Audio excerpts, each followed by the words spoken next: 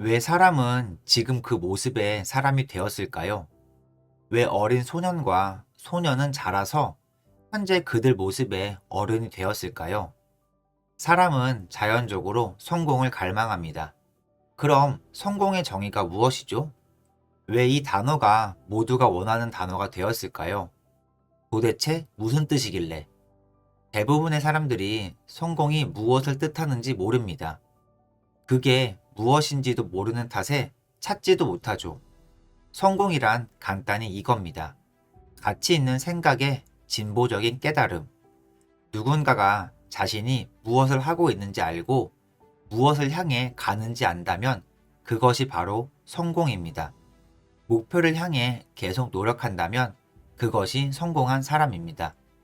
고등학생이 문제를 직면하며 그것을 배워가고 학위를 얻으려는 대학생들도 지구상 어떤 사람들만큼 성공한 사람이라는 뜻입니다. 그들이 무엇을 하는지 알며 아침에 무엇을 위해 눈을 뜨며 어디를 향해 가는지 알기 때문이죠. 반면에 그 사람이 무엇을 위해 노력하며 무엇을 원하며 목표가 뭔지조차 모른다면 이 정의에 따라 그 사람들은 성공하지 못한 사람이라고 불립니다. 왜 모든 사람은 성공적이지 못할까요? 이 질문의 답은 설문조사가 나타냅니다. 95%가 성공적이지 않은 삶을 삽니다. 한 조사에서 몇천 명의 노동자들에게 질문을 했습니다. 무엇을 위해 아침에 일어나서 일을 하러 가시는 거죠? 20명 중에 19명의 비율로 이유를 모르고 있었습니다.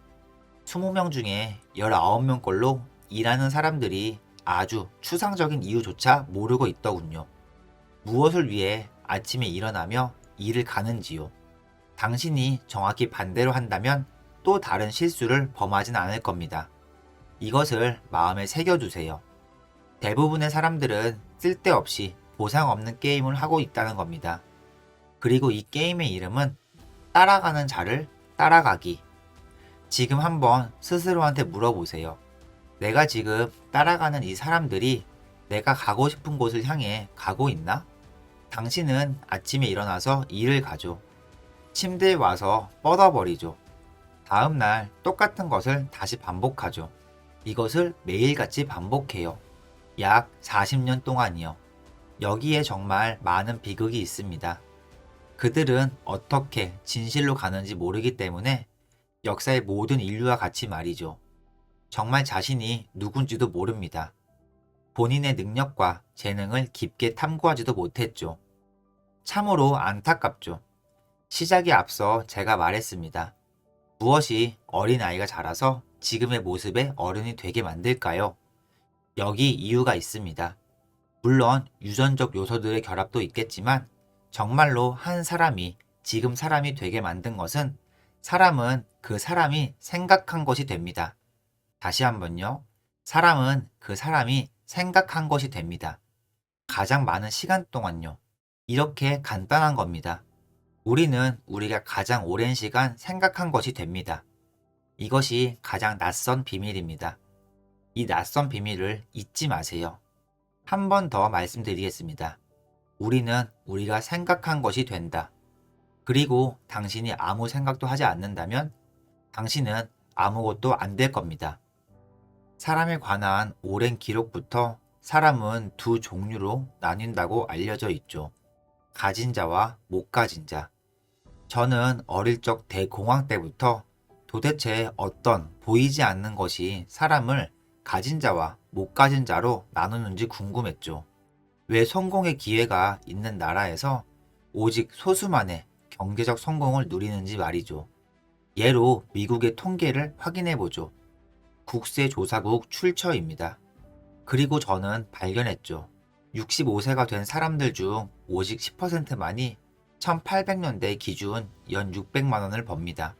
반대로 80% 이상의 사람들이 연봉 400만 원이 안 됐죠. 성인 남성이 20대부터 일을 시작합니다. 자유로운 국가에서 사는 것도 행운이죠. 부를 쌓을 시간이 40년이나 있습니다. 지구상 가장 부유한 나라에서 말이죠. 통계에 따르면 65세까지 오직 10%만이 경제적으로 안정되고 오직 4%만이 경제적으로 편안합니다. 왜 그럴까요? 스스로 답을 찾는 법을 알려주죠. 스스로 통계 조사를 해보세요. 이웃집 사람들에게 두 가지 질문을 하세요. 첫 번째 질문은 지금 당장 수익 향상을 위해 무엇을 하고 있나요? 두 번째 질문도 해보세요. 65세까지 얼마나 가치 있는 사람이 될 겁니까? 아주 간단하죠? 이 세상 다른 이들보다 훨씬 더 많은 돈을 벌기 쉬운 이유는 아주 극소수만이 옳은 방향으로 가고 있거든요. 신경 쓸 경쟁자 없는 경주와 같습니다. 옳은 경주에 참가한 모두가 승자가 될 수 있습니다. 몇몇은 훨씬 일찍 경주는 마치겠지만 마지막에 들어온 사람도 경제적 안정을 누릴 수 있습니다. 대부분의 90% 사람들은 경주에 참여도 안 하거든요. 증명을 위해선 통계의 질문을 스스로에게도 물어보세요. 이 영상을 듣기 전엔 당신의 계획은 무엇이었나요? 수익을 늘리기 위해서요. 얼마나 벌고 싶었나요? 또한 얼마나 자산을 가지기 원했나요? 65세 전까지 말이죠. 부자들은 운이 더 좋지도 않습니다. 돈도 없으면서 있는 척 하는 사람보다도요. 그들의 친구나 이웃보다 더 똑똑하지도 않습니다. 그들만의 비밀이 있는 것도 아닙니다. 아주 소수만이 금수저의 행운을 갖죠. 많은 부자들이 당신과 저, 그리고 다른 이들과 같았어요. 부자들과 그렇지 않는 이들의 차이는 돈을 많이 버는 이들은 결심했어요. 더 벌기로 결심했습니다. 이 사람들은 사업을 설립했어요. 돈을 더 벌라고요. 이와 같이 저녁에 애플파이를 만들 생각이 없는 여성은 애플파이 요리법을 볼 생각을 안 할 겁니다. 애플파이를 위한 결심이 없다면요. 조리법을 찾기 위한 동기가 없죠. 돈을 더 벌겠다고 결심을 안 하는 사람은 절대로 생각하지 않을 겁니다. 돈을 더 벌 방법을요. 그들은 하기로 결심한 겁니다. 그러니 이런 미신들은 버리세요. 부자들은 특별하고 운이 좋고 초기 자금이 있고 누군가를 알고 더 영리하거나 이런 등등 전부 다 변명입니다. 계속해서 반증이 되지요. 이런 변명들이 도는 이유는 경제적으로 실패한 사람들은 인정하기 싫어하죠. 자신이 충분히 시도하지 않았다는 사실을 싫어합니다. 실패를 정당화하기 위해서 현실에 안주하기 위해서 이 변명들을 퍼뜨리는 겁니다. 우리는 모두 스스로의 결과물입니다. 하지만 오직 성공한 자만이 그것을 인정하죠. 제가 부자가 되기 위한 공식을 말씀드리겠습니다. 하지만 그 전에 하나를 기억하세요. 전투기 조종사는 출항 전 체크리스트를 하나하나 확인합니다. 단순 의무라서 하는 것이 아니라 매우 중요한 일을 기억력에만 의존할 수 없기 때문이죠. 매번의 착륙, 이륙마다 확인합니다. 성공적인 삶은 비행기만큼 중요합니다. 그렇기 때문에 여러분은 체크리스트가 필요합니다. 하나하나 확인해야 합니다. 매일 아침을 시작하기 전, 그리고 잠들기 전에도 말이죠. 이 체크리스트를 화장실 거울 혹은 잘 보이는 곳에 붙여보세요. 아침에 이를 닦으며 확인하세요. 잠을 잘 준비를 하면서도 확인하세요. 하나하나 말이죠. 이것이 부자 공식의 첫 번째입니다. 왜 당신이 지금 상황에 있는지, 아니면 왜 지금 수입을 버는지 설명해 줍니다. 모든 성인에게 해당됩니다. 피고용인과 고용인, 부자와 가난한 자, 그 사이 어떤 사람에게도요. 바로 이겁니다. 우리가 얻는 보상은 우리가 제공한 가치와 완벽하게 일치합니다. 이것의 체크리스트의 첫 번째 공식입니다. 기억하세요. 우리가 얻는 보상은 우리가 제공한 가치와 완벽하게 일치합니다. 듣고 생각을 해보세요. 감정적이며 지성적으로 말이죠. 다른 말로도 표현이 가능합니다. 당신이 회사에서 받는 임금은 항상 간접적으로 연관됩니다. 당신이 해야 하는 일과 그것을 하는 능력과 말이죠. 체크리스트는 오직 그 뜻을 완벽히 이해한 자만에게만 의미가 있습니다. 이제 공식을 알았나요? 그것을 생각함으로써 그것이 의미하는 바는 당신에게 더 명백해집니다. 이 공식과 함께 항상 적용돼야 하는 두 가지 법칙이 있습니다. 이 공식과 두 법칙은 원하는 돈을 벌기 위한 도구들이 될 겁니다. 체크리스트의 두 번째를 얘기해 보죠.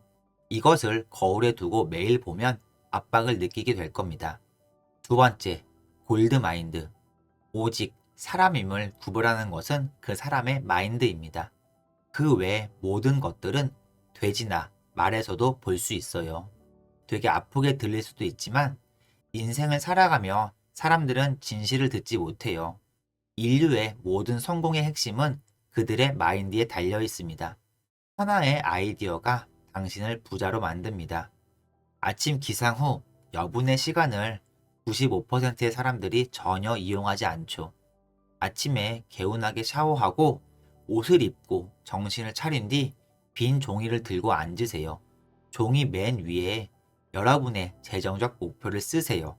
1년에 얼마만큼 이것을 벌기 위해 바로 실행할 겁니다. 동시에 누구와도 공유는 하지 마세요. 오직 당신만의 일입니다. 그 후에 생각하세요. 목표에 대해 생각해 보세요. 그것이 여러분과 가족에게 무슨 뜻인지를요. 그리고 목적을 도울 생각들이 얼마나 떠오르는지 보세요. 당신의 현재 일을 증진시킬 아이디어들이요. 당신의 가치 제공을 높이는 방법을요. 목표 수익을 위해서 말이죠. 미래는 직장이 아니라 사람에게 있습니다. 새로운 아이디어를 만들거나 혁신적인 방법을 개발할 필요도 없어요. 가끔은 생각나겠지만요. 매일 아침 5개의 아이디어를 적으세요. 아마 여러분의 대부분의 아이디어는 쓸모없을 겁니다. 하지만 몇몇은 아주 좋을 테고 소수는 기가 막힐 겁니다. 아주 드물게 끝내주는 아이디어도 나올 겁니다. 하루 5개의 아이디어는 주말을 빼면 25개의 아이디어입니다. 1년에 1000개가 넘는 아이디어들이 됩니다. 하나의 아이디어가 당신을 부자로 만듭니다. 이제 체크리스트의 마지막 요소입니다. 한 단어입니다. 그리고 그 단어는 바로 태도입니다. 언어에서 가장 중요한 단어입니다. 윌리엄 제임스가 말했습니다. 내 세대의 가장 큰 발견은 삶을 바꿀 수 있다는 것이다. 마음의 태도를 바꿈으로써. 다른 말로 하면 우리는 우리가 생각한 것이 된다. 이렇게 생각해봐요. 당신은 환경 그 자체입니다.